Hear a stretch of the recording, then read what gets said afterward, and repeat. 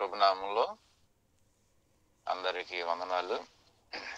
ఈ ఉదయకాల సమయంలో చిన్న వాక్యాన్ని మనం ధ్యానించుకుందాం. మార్కు సువార్త 14వ అధ్యాయము 37వ వచనం చదువుకుందాం. అందరం కలిసి 37వ వచనం చదువుకుందాం. 14:37.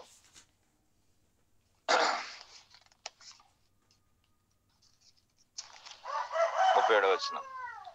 మరలా ఆయన వచ్చి వారు నిద్రించుండగా చూచి, సీమోను, నీవు నిద్రించుచున్నావా? ఒక గడి అయినను మేలుకొని ఉండలేవా? మీరు శోధనలోకి ప్రవేశింపుకున్నట్లు మెలకువగా ఉండి ప్రార్థన చేయుడి. ఆత్మ సిద్ధమే గాని శరీరం బలహీనమని పేతురుతో చెప్పి తిరిగిపోయి ఇంతకు ముందు పలికిన మాటలను పలుకుచు ప్రార్థించెను. ఆయన తిరిగి వచ్చి చూడగా వారు నిద్రించుచుండిరి. ఏలయనగా వారు కనులు భారముగా ఉండెను. ఆయనకేమి ఉత్తరమివ్వలనో వారికి తోచలేదు. దేవుడి చిన్న లేఖన భాగాన్ని మన ఇంటిలో దీవించి ఆశీర్వదించునుగాక. ఇది గెత్సెమనే వనములో ప్రభు ప్రార్థన చేయటం అనేది మనం చూస్తున్నాం. మనందరూ తెలిసిన భాగమే. అయితే ఆయన శిలువ మరణం అనుభవించక ముందు మరి గొప్ప ప్రార్థన మరి ప్రభు చేసినట్లుగా మనం చూస్తున్నాం.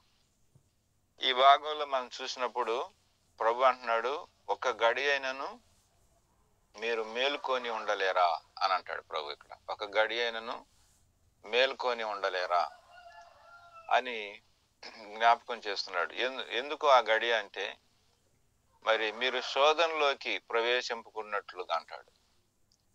ఒక గడి అయినను మేలుకొని ప్రార్థింపలేరా అంటాడు అన్నమాట. అయితే మరి కాలములు సమయములు తండ్రి తన స్వాధీనంలో ఉంచుకొని ఉన్నాడని అపోస్తుల కార్యం 1వ అధ్యాయంలో మనం చూస్తాం అన్నమాట.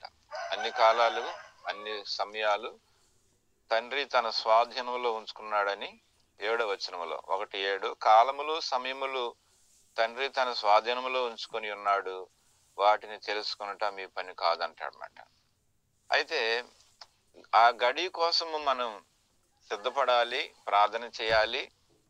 మరి ఎలాంటి పరిస్థితులు జరగబోతున్నాయో మనకు తెలియదు కాబట్టి అన్ని విధాలుగా మనం సిద్ధపడి ఉండాలని దేవుని వాక్యం సెలవిస్తూ ఉంది.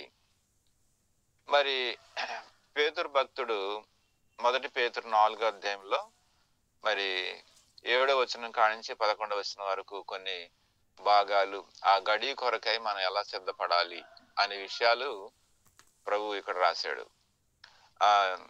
చదువుతున్నాను. అయితే అన్నిటి అంతము సమీపముగా ఉన్నది కాగా మీరు స్వస్థత బుద్ధి గలవారై ప్రార్థనలు చేయుటకును మెలకువగా ఉండుడి. ప్రేమ అనేక పాపములను కప్పును గనుక అన్నిటికంటే ముఖ్యముగా ఒకని ఎడల ఒకడు మిక్కటమైన ప్రేమ గలవాడై ఉండుడి. సనగకొనకుండా ఒకరికొకడు ఆతిథ్యం చేయండి. దేవుని నానా విధములైన కృప విషయమై మంచి గృహ నిర్వాహకులై ఉండుడి. ఒక్కొక్కడు కృపావరం పొందిన కొలది ఒక్కొక్కడికి ఉపచారం చేయుడి. ఒకడు బోధించిన ఎడల దైవోక్తులు బోధించినట్లు బోధింపవలను. ఒకడు ఉపచారం చేసిన ఎడల దేవుడు అనుగ్రహించిన సామర్థ్యం కొలది చేయవలను. ఇందువలన దేవుడు అన్నిటిలో యేసుక్రీస్తు ద్వారా మహిమపరచబడును. యుగ యుగములు ఆయనకు మహిమ ప్రభావములు ఆయనకుండును గాక అని ఇక్కడ మనం చూడగలుగుతున్నాం. అంటే ఆ గడి కోసం మనం ఎలాగూ సిద్ధపడాలి అనే విషయాలు ఇక్కడ మనం చూస్తున్నాం. అయితే అన్నిటి అంతం సమీపముగా ఉంది కాబట్టి మీరు స్వస్థత బుద్ధి గలవారై అని అంటాడు అన్నమాట. ఇక్కడ నేను కొన్ని పాయింట్లు రాసుకున్నాను. 1 స్వస్థత బుద్ధి, 2ది ప్రేమ కలిగి ఉండాలి, 3వది సనగకొనకుండా ఆతిథ్యం ఇవ్వాలి, 4వది ఆత్మ వరాలు ఒక్కొక్కరికి పంచిచ్చాడు కాబట్టి మనకిచ్చిన ఆత్మ వరాలను బట్టి దేవునికి పరిచర్య చేయాలా. దేవుడిచ్చిన సామర్థ్యం కొలది దేవునికి సేవ చేయాలి, 5వది. 6వది ప్రార్థన చేయాలి అన్నమాట. ప్రార్థన చేయాలి. ఈ విధానాలు నేను సిద్ధపడ్డాను ఈ విషయాల గురించి. మరి ఈ విషయాల్లో ఒక్కొక్క దాని గురించి చూస్తే మనము మరి 4:7 మొదటి పేతురు మరి అన్నిటి అంతము సమీపముగా ఉంది కాబట్టి మీరు స్వస్థత బుద్ధి కలిగిన వారుగా ఉండాలి అంటాడనమాట. స్వస్థత బుద్ధి అన్నమాట అంటే వ్యక్తిగతంగా మనం పరీక్షించుకునే విధానాలు జాగ్రత్తగా ఉండాలి అంటాడు ఇక్కడ. కాబట్టి మన విధానాలు రేపు ప్రభు రాకటి యందు మనం సరైన వారంగా ఉండాలంటే, ఆ గడియకు మనం సిద్ధపడాలంటే, ప్రభు చెప్పిన ఆ యొక్క సిద్ధపాటులో మనం ఉండాలంటే ముందుగా వ్యక్తిగతంగా పరీక్షించుకోవాలి. రెండవది సంఘంగా పరీక్షించుకోవాలి. మూడవది సార్వత్రికంగా మనం దేవుని కొరకు ఏం చేయాలో పరీక్షించుకోవాలి. నాలుగవదిగా దైవికంగా మనం ఎలాగూ ప్రవర్తిస్తున్నాము ఈ చివరి దినాల్లో అనేది మనం చూసుకోవాలి అన్నమాట. కాబట్టి స్వస్థత బుద్ధి అనేది మనకి అందరికి అవసరం అన్నమాట. అది ఒకరికి కాదు, అందరికి అవసరము. మనందరం కూడా పరీక్షించుకోవాలి అన్నమాట.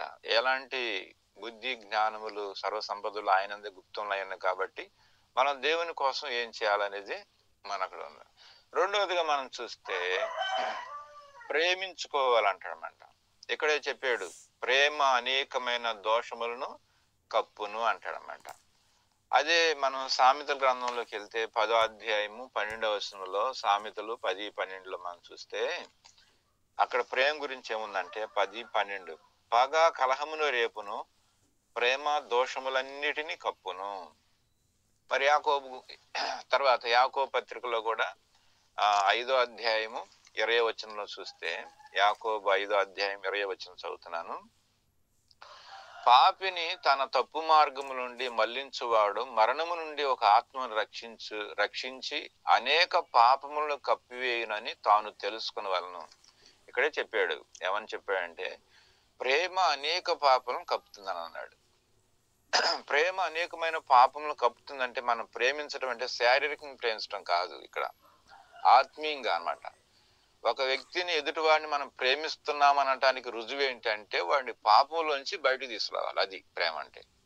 వాడి నాశనంలో ఉన్నాడు, వాడిని బయటకు తీసుకొని రావాలా. వాడు పతనం కింద ఉన్నాడు, అలాంటి ప్రవర్తన ఉంటే వాడి జీవితం కుటుంబము సర్వనాశనం అవుతాయి కాబట్టి వాడిని బయటకు తీసుకురావాలి. అది ప్రేమ అంటే. శారీరకమైన ప్రేమ మనకు అవసరం లేదన్నమాట. కాబట్టి ఎదుటి వ్యక్తి నాశనం కాకుండా వాడున్న పరిస్థితులను బట్టి వాడు ఏమవుతాడో మనకు తెలుసు. ఎందుకంటే మనం బైబిల్ చదువుతున్నాం, దేవుని ఆత్మ మనలో నడిపింపు ఉంది కాబట్టి ఆడేమవుతాడో మనకు ఆల్రెడీ తెలుసు. ఆ ప్రకారమే అవుతాడు వాడు. కానీ మనం వాడిని ఆ స్థితిలో నుంచి బయటకు తీసుకురావాలి. అది ప్రేమ అంటే.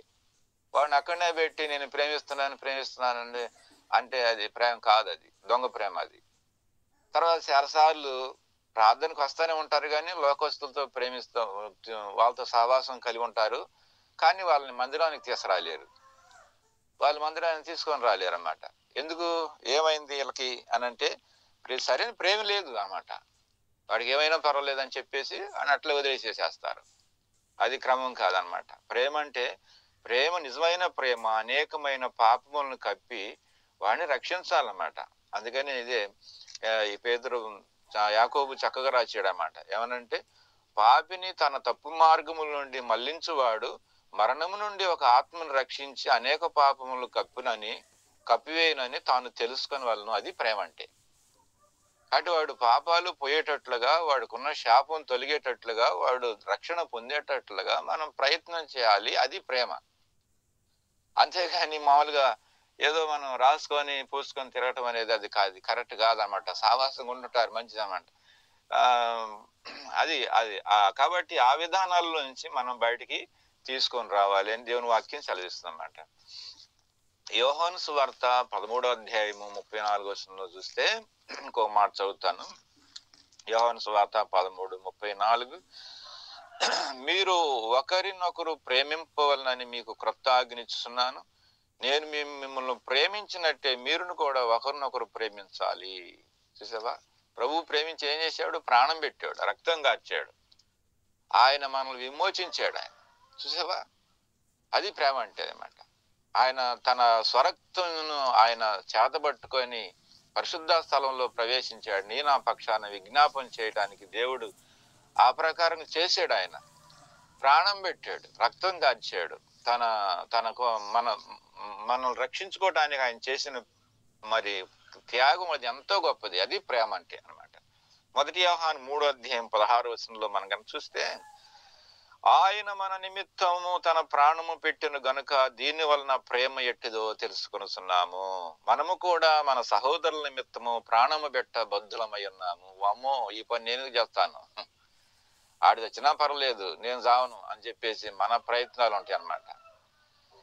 వాడు పోయినా పర్లేదు, ఎడిపోయినా పర్లేదు, మన ప్రాణం ఎందుకు పెట్టాలి, యేసయ్య అంటే పెట్టాడు కాబట్టి మనం ఎందుకు పెట్టాలి అని చెప్పేసి అనే అభిప్రాయంలో మనం ఉంటాం అన్నమాట. కాబట్టి ప్రాణం వాడి కోసం మనం ఏదైనా చేయాలి అని ఇక్కడ పరిశుద్ధ గ్రంథం బైబిల్ వాక్యము సెలవిస్తూ ఉందన్నమాట. మత్తయి సువార్త 22:35 చూస్తే, మత్తయి సువార్త 22:35 చూస్తే ఇక్కడ దేవుని వాక్యంలో ఒక మాట జ్ఞాపకం చేసుకుందాం. వారిలో ఒక ధర్మశాస్త్రోపదేశకుడు ఆయన శోధించు, బోధకుడా, ధర్మశాస్త్రంలో ముఖ్యమైన ఆజ్ఞ ఏదని, అందుకు ఆయన నీ పూర్ణ హృదయంతో, నీ పూర్ణ ఆత్మతో, పూర్ణ మనస్సుతో నీ దేవుడైన యెహోవాను ప్రేమింపవాలని, ఇది ముఖ్యమైనది, మొదటిది, నిన్ను వల్ల నీ పొరుగు వారిని ప్రేమింపవలను.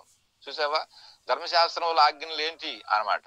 ప్రేమించాలి, నిన్ను వల్లే నీ పొరుగు వాడిని ప్రేమించు, ఇది ఒక్కటి పాటించాలని అన్నాడు అనమాట. వాడు ధర్మశాస్త్రం అంతా పాటించగలుగుతూ వచ్చాడు, కానీ ప్రేమించడం చేత కాలేదు వాడికి. మరి వాడు ఎసమంటోడు ఎలాంటోడు మరి. సో మన ఈ దినాల్లో ఉన్నట్టయితే మనం కూడా చూసేవాళ్ళమే. రోజున చాలా మంది మాకు దేవుని వాక్యం అంతా తెలుసు, బౌద్ధ అంతా తెలుసు, సావాసం తెలుసు, అది తెలుసు, ఇది తెలుసు అంటారు. ప్రేమించడం తెలియదు, ఎదురువాడిని ప్రేమించడం తెలియదు అన్నమాట. కాబట్టి ప్రేమ తెలియకపోతే ఇంకా బైబిల్ పట్టుకోవడం దేనికి? కాబట్టి చాలా మంది కూడా ఇలాంటి వాళ్ళు ఉన్నారు, చాలా మంది ఉన్నారు. మాకు అవి తెలుసు, ఈ తెలుసు, ఏం తెలుసు, ఏమీ తెలియదు వాళ్ళకి. అసలు ప్రేమించేదే తెలియకపోతే ఈ ఒక్క ఆజ్ఞ, బైబిల్ అంతటినీ ఒకే ఒక ఆజ్ఞ, ఈ ఒక్క ఆజ్ఞ విషయంలో కూడా మనం తప్పిపోయామంటే మనం ఎలాంటి వాళ్ళం మనం అర్థం చేసుకోవాలన్నమాట. యోహాను సువార్త 15:12 కూడా, యోహాను సువార్త 15:12 కూడా ఒక మాట చదువుతాను. 12 నేను మిమ్మల్ని ప్రేమించిన ప్రకారం మీరును ఒకరినొకరు ప్రేమించవలనని నా ఆజ్ఞ. ఇది ఆజ్ఞది, ప్రభు చెప్పిన ఆజ్ఞ. కాబట్టి ఇది మనం దేవుని ఆజ్ఞను మనం ధిక్కరించకూడదు. ఆజ్ఞ అంటే ఆజ్ఞనే, దానికి మించి ఇంకా ఇంకోటి ఏమి ఉండదు. ఇది దేవుని ఆజ్ఞ ఉంటుంది అన్నమాట. కాబట్టి మనం ప్రేమించుకునే విషయంలో ఆత్మీయంగా ఉండాలి, ఇతరులను కాపాడే విధానంగా ఉండాలి, ఇతరులను క్షమించే విధానం ఉండాలి, ఇతరుల పాపములు కప్పే విధానంలో ఉండాలి, ఇతరులని కాపాడే విధానంలో ఉండాలి. లేకపోతే మన జీవితం అది సరైనటువంటి అర్థవంతమైనది కాదు. ఇది దేవుని వాక్యానుసారం, ఇది దేవుడు చెప్పాడు ఇది అన్నమాట. తర్వాత మూడవది, ఒకటి స్వస్థత బుద్ధి కలిగి ఉండాలి, రెండవది ప్రేమ కలిగి ఉండాలి, మూడవది ఏం చెప్పాడంటే 4వ అధ్యాయము 9వ వచనంలో అన్నట్టుంది. 4వ అధ్యాయం 9వ వాక్యంలో ఉంటది. ఏముందంటే 9వ వాక్యంలో, సనగకుండా ఆతిథ్యము చేయుడి. మూడవది, సనగకుండా ఆతిథ్యం చేయమంటాడు అనమాట. సనగకుండా.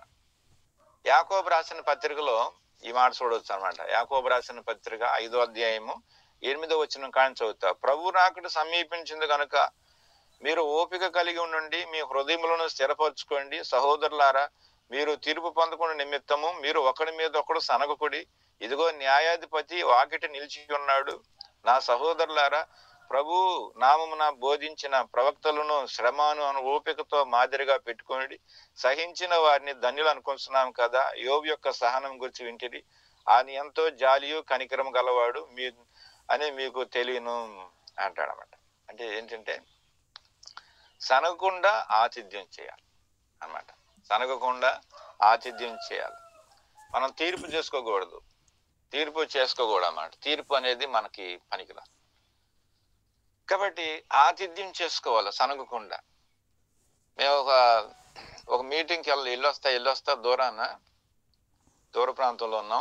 మీటింగ్కి వెళ్ళొస్తా ఉన్నాం. వెళ్ళొస్తుంటే ఒక బ్రదర్ అన్నాడు, ఇక్కడ మన మంచి విశ్వాసి ఉన్నారు, పోతా ప్రకటించి వెళ్దాం బ్రదర్ అన్నాడు. సరే అని చెప్పేసి మేము వెళ్ళాము. ఎంతమంది వెళ్ళాము? 4-5 వెళ్ళాం. వెళితే ఏం జరిగిందంటే వాళ్ళు మమ్మల్ని చూసి తలిపేసుకున్నారు. ఇంక బయటికి రాలా. ఎంతసేపు చూసినా బయటికి రాలా.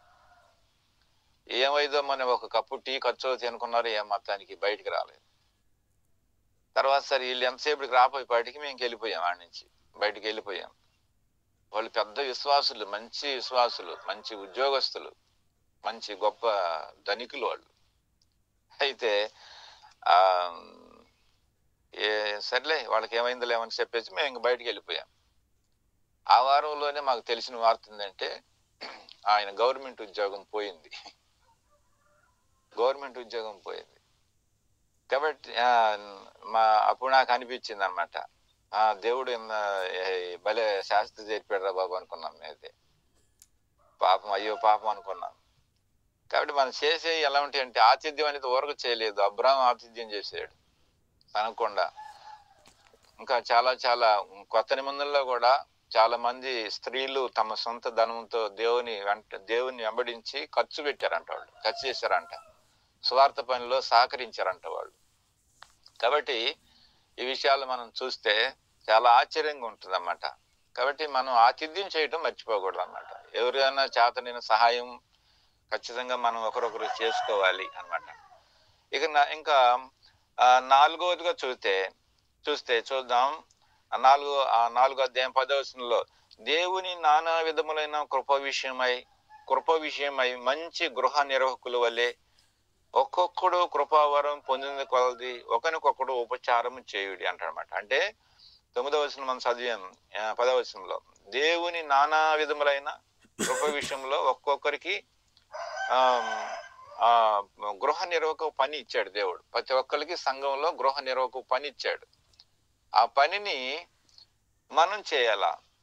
ఇది ఆత్మవరాలు. దేవుడికి మనకి ఇచ్చినట్టయితే ఏదైతే ఆత్మవరాలు ఉంటున్నాయో, కృపావరాలు ఉంటున్నాయో, ఆ కృపావరాల విషయంలో మనం కూడా ఎలాంటి అశ్రద్ధ నిర్లక్ష్యం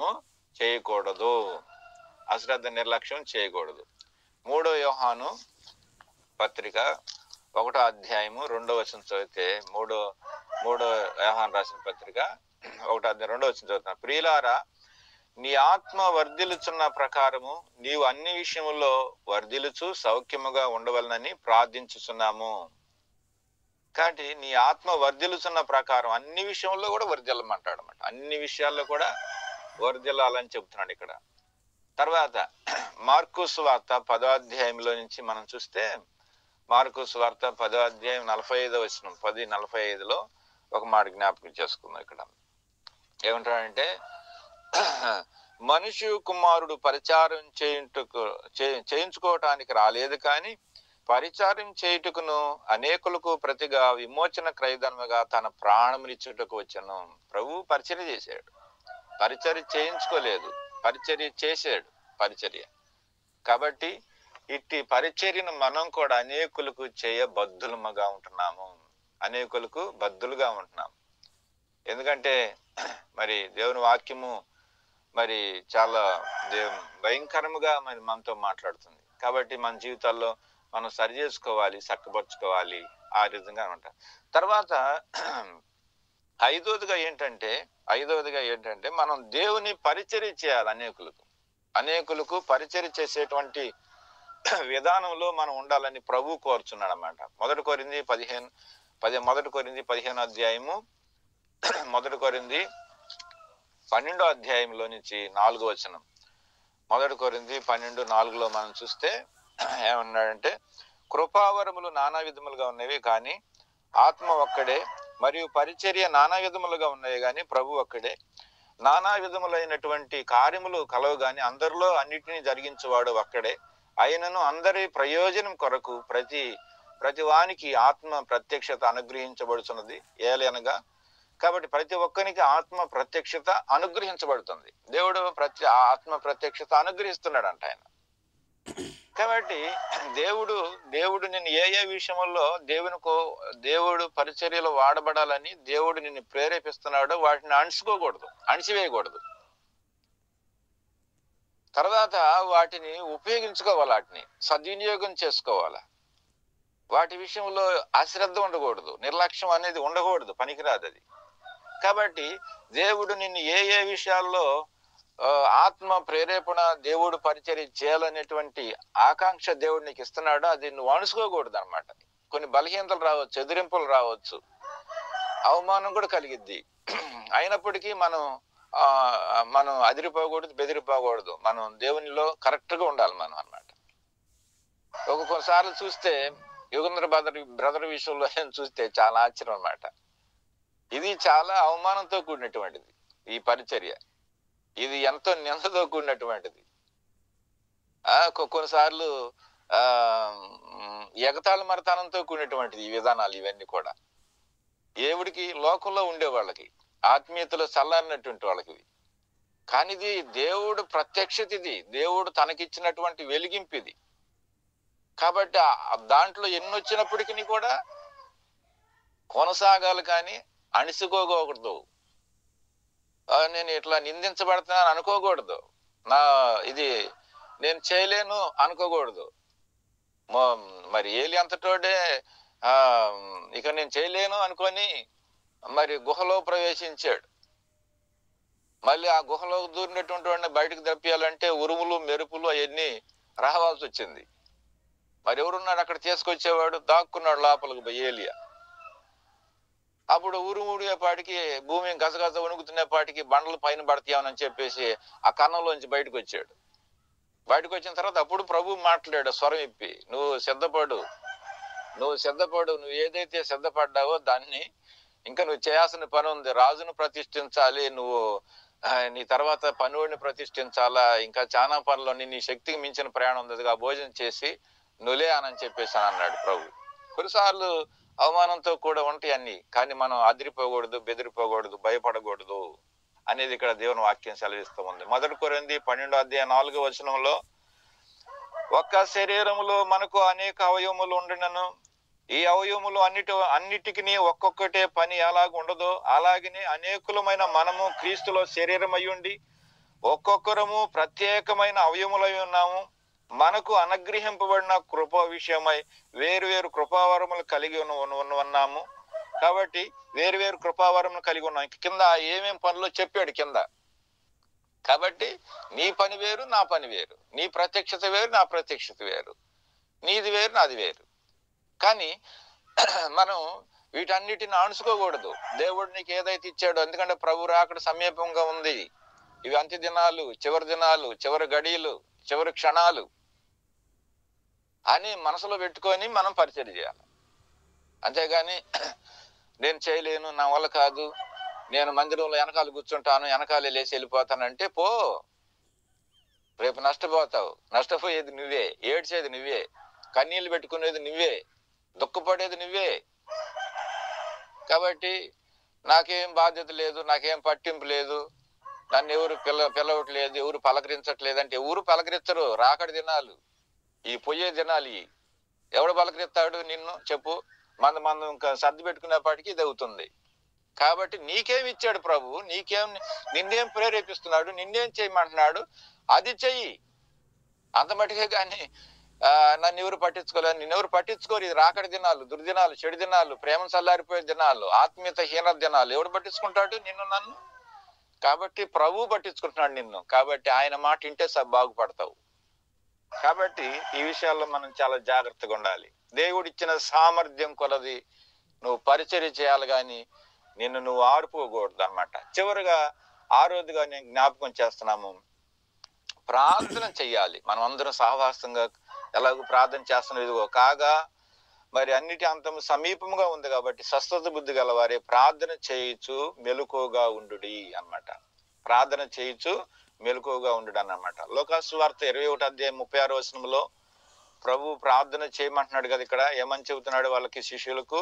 లోకాసు సువార్త 21:36 జ్ఞాపకం చేసుకుందాం. 21:36 కాబట్టి మీరు జరగబో వీటినల్లా తప్పించుకొని మనిషి కుమారుని ఎదుట నిలబడుటకు శక్తి గలవారగుటకు ఎల్లప్పుడూ ప్రార్థన చేసు మెలకుగా ఉండడి. ప్రభు తన శిష్యుల గురించి, సిద్ధపాటు గురించి మాట్లాడుతూ ఆయన ఇంకేం చెప్పలేక లాస్ట్ లో ఒక మాట చెప్పాడు. ఆయన వాళ్ళకి ఎన్నో విషయాలు చెప్పాడు, కానీ వాళ్ళకి బుర్రకెక్కనియో ఎక్కలేదో మనకైతే తెల్లలేదు, కానీ తెలియదు. కానీ లాస్ట్ ఫైనల్లో ఒక మాట చెప్పాడు. ఏమన్నా అంటే ఈ మాట అన్నమాట. లాస్ట్ ఫైనల్ ఏమనంటే, జరగబోవు వీటి నెలటను మీరు తప్పించుకొని మనిషి కుమారుని ఎదుట నిలవబడుటకు శక్తి గలవారగినట్లుగా అన్నమాట. అంటే శక్తి గలవారగినట్లుగా అన్నకాడ ఒకటేసి కింద రాశాడు, మీరు పాత్రులుగా ఉండేటట్లుగా, ఆయన ఎదుట యోగ్యమైన పాత్రులుగా ఉన్నటువంటి వారంగా ఉన్నట్లుగా మీరు మరి ఎల్లప్పుడూ ప్రార్థన చేయండి అన్నాడు. ప్రార్థనకి మనకి ఆటంకం పెట్టుకోకూడదండి. ఒక సేవకుడు ఇలా అన్నాడు, మాకు ఎన్నో పరిచర్యలు ఉండి మేము కనెక్ట్ అవడానికి కుదరదయ్యా అని చెప్పేసి అని అన్నాడు. ప్రార్థనకి మించిన పరిచర్య ఇంకేముంది? ఇంకోటి సేవ. నేను ఒక మాట అడుగుతున్నా, ప్రార్థనకి మించిన సేవ ఏంది ఇంకోటి? నువ్వు ఎన్ని సేవలనే చేసుకో, ప్రార్థన సేవ అనేది అందరం చేసే సేవ. ఇది అందరం చేయాలి. ఇది సార్వత్రికం. ఇది ప్రార్థన అనేది ఇది ఒకరు చేసేది ఒకరు నీ కృపావరాలు వేరు, నా కృపావరాలు, నీ పని వేరు, నా పని వేరు. ప్రార్థన విషయంలో వేరు ఉందా? మరి అందరూ చేయాల్సిందే, సచ్చినట్టు చేయాల్సిందే, అంతే. ఎందుకు చేయాలి అని అంటే, నువ్వు మనిషి కుమారుని ఎదుట నిలబడబోతున్నావు. నువ్వు శక్తివంతంగా ఉండాలి, సిగ్గుపడకూడదు, ఆ రోజున అదిరిపోకూడదు, బెదిరిపోకూడదు, అవమానపరచబడకూడదు, నిందించబడకూడదు, నువ్వు ఈ విషయాల్లో లోపం కలిగి అనకూడదు. కాబట్టి ఇవన్నీ వీటన్నిటినీ సరిచేయగల శక్తి సామర్థ్యం దేంట్లో ఉందనంటే ఒక్క ప్రార్థనలోనే ఉంది. నేను ఈ ప్రార్థన చేయడానికి నాకు కుదరదంటే ఇంకేం కుదిరింది నీకు ఇంకా? కాబట్టి జ్ఞాపకం చేసుకుందాం. కాబట్టి మనం ఈ పరిచర్య మనం చేయవలసినటువంటి వారముగా ఉంటున్నాం అన్నమాట. మనం దేవుని ఎదుట సిగ్గుపరచబడకూడదు, అవమానపరచబడకూడదు. ప్రభువే చెప్పాడు ఇక్కడ ఇవన్నీ. కాబట్టి మనం నిందించబడకూడదు రేపు. కాబట్టి ఈ ప్రార్థన పరిచర్య మనం అందరం కూడా చేయాల్సినటువంటి వారుగా ఉంటున్నాము అన్నమాట. తర్వాత 1 యోహాను పత్రిక 2వ అధ్యాయం 28వ వచనం చదువుతాను. 1 యోహాను పత్రిక 2వ అధ్యాయము 1 యోహాను పత్రిక 2వ అధ్యాయము 28వ వాక్యము. కాబట్టి చిన్నపిల్లారా, ఆయన ప్రత్యక్షమవునప్పుడు ఆయన రాకడ యందు మనము ఆయన ఎదుట సిగ్గుపడక ధైర్యము ఉండునట్లుగా మీరు ఆయన యందు నిలిచి ఉండుడి అన్నమాట. రేపు ఆయన యందు నిలబెట్టేది ఇది ప్రార్థన అంటే.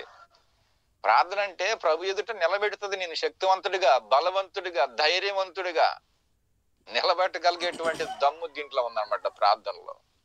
ఈ ప్రార్థనే నువ్వు మానుకుంటే నువ్వేం విశ్వాసివి, నువ్వేం సేవకుడివి. కాబట్టి ప్రార్థన చెయ్యి, సమయం తీసుకో, అప్పుడప్పుడు కలిగి ఉండు, సహవాసం కలిగి ఉండు, దేవునిలో మనం ఉండాలి అన్నమాట. లోకాసు వార్త 22వ అధ్యాయం 40వ వచనం జ్ఞాపకం చేసుకుందాం. మరి మీరు శోధనలోకి ప్రవేశింపుకున్నట్లుగా ప్రార్థన చేయడని చెప్పాను, ప్రార్థన చేయడని చెప్పాను. అలాగ చెప్పి తర్వాత మరి ఆయనను ప్రభు అయితే ప్రార్థన చేశాడు. ఏమని ప్రార్థన చేశాడు? ఈ గిన్నె నా ఎదురు నుండి తొలగించము, ఆయనను నా చిత్తం కాదు నీ చిత్తమే సిద్ధించును గాక అని ప్రార్థించాను. అప్పుడు పరలోకం నుండి ఒక దూత ఆయన కనబడి ఆయన బలపరిచాను. కాబట్టి ప్రార్థన, ప్రభు ప్రార్థన మాదిరి ప్రార్థన అది. కాబట్టి ఈ ప్రార్థనలో దేవుని చిత్తము, దేవుని నడిపింపు, దేవుని యొక్క బలపరచటం అనేటువంటి విషయాలు మనం చూస్తున్నాం. ప్రార్థన అనేది మనల్ని బలపరిచేది, ప్రార్థన దేవుని చిత్తాన్ని కనిపెట్టేది, ప్రార్థన నీకు ఇచ్చిన పరిచర్య పనిని బలపరిచేది. ప్రార్థన అనేటువంటిది నిన్ను ఏ పనికైతే సిద్ధపరిచాడో ఆ పనిని బలంగా శక్తివంతుడిగా చేయటానికి దేవుడు నిన్ను ప్రేరేపించేటువంటిది అనమాట. కాబట్టి ఇటు ప్రార్థన మనం విడకూడదు. అయితే చివరి దినాల్లో ఉన్నాం కాబట్టి చాలా అభ్యంతరాలు వస్తాయి, చాలా ఆటంకాలు వస్తాయి, చాలా పరిస్థితులు వస్తాయి అన్నమాట. లోకాసు వార్త 21వ అధ్యాయము 34వ వచనంలో చూస్తే చూడండి, 34వ వచనంలో మీ హృదయములు ఒకవేళ తిండి వలనను, మత్తు వలనను, ఐహిక విచారం వలనను మందముగా ఉన్నందున ఆ దినము అకస్మాత్తుగా మీ మీదికి వచ్చినట్టు రాకుండాను మీ విషయమై మీరు జాగ్రత్తగా ఉండండి. మీ విషయంలో మీరు జాగ్రత్తగా ఉండండి. ఇవన్నీ జరిగించాలి, జాగ్రత్తగా ఉండాలి, స్వస్థత బుద్ధి కలిగి ఉండాలి, ప్రేమ కలిగి ఉండాలి, ఆతిథ్యం చేయాలి, ఆత్మవరాలు ఉపయోగించుకోవాలి, దేవుడిచ్చిన సామర్థ్యంతో సేవ చేయాలి, ప్రార్థనా భారం కలిగి ఉండాలి. వీటి విషయంలో మనం ఉండకూడదు, మత్తులంగా ఉండకూడదు. ఆ ఐక్య విచారం కలిగిన వారంగా ఉండకూడదు. మరి మందంగా ఉండకూడదు, మందమతులంగా ఉండకూడదు.